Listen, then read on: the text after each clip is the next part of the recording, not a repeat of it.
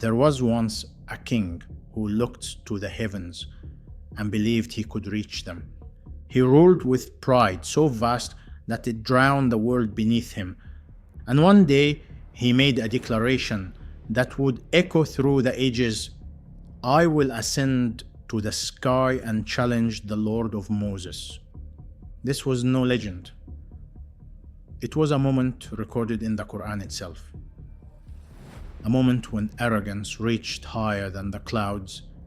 The man was Pharaoh, the ruler of Egypt during the time of Prophet Musa alayhi salam.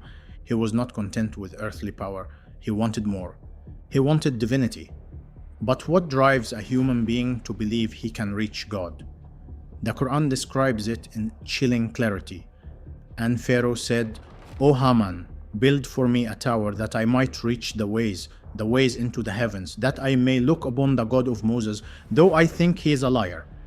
Surah Ghafir 40:36-37. It was not just a command to his minister, Haman. It was a declaration of war, a defiance aimed at the Creator himself. Pharaoh's words revealed the sickness that had overtaken his heart. Not ignorance, but arrogance, because this was the same ruler who once said to his people, I am your Lord Most High. Surah An-Nazi'at 79:24. That verse alone tells a story darker than any monument. Pharaoh had seen the miracles of Musa, the staff turning into a serpent, the river parting, yet he refused to believe. He wanted not proof of God, but proof of his own power. According to scholars of tafsir, Pharaoh ordered the construction of a colossal tower, built of baked clay bricks, rising high above the earth. The historian Ibn Kathir recorded that he wanted to climb it, to see where the God of Moses was hiding. It was a plan born not from reason, but delusion. And as his workers built higher, smoke and dust filled the sky, a man-made mountain of pride.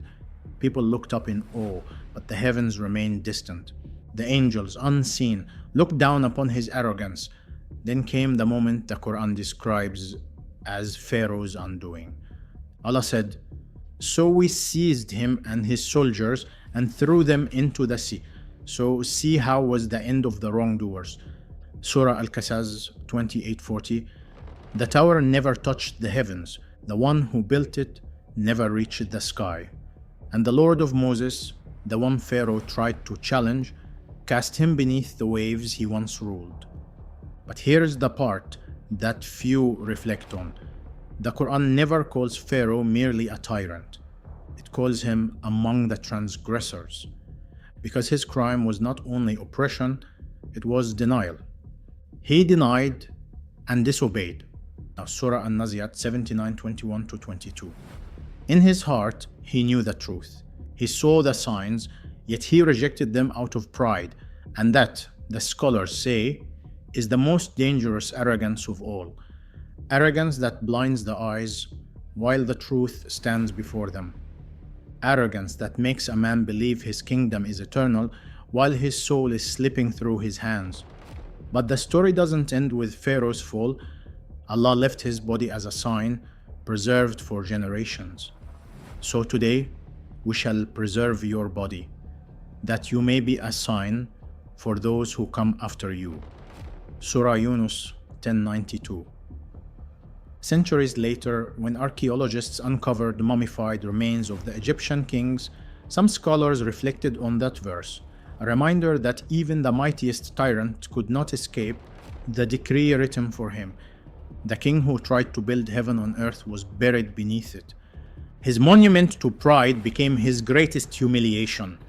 And his story endures not as a tale of stone and power, but as a warning carved into time itself, that no matter how high man builds, the heavens do not move for arrogance. Because the one who reigns above needs no tower to be seen, only a heart humble enough to look up in faith.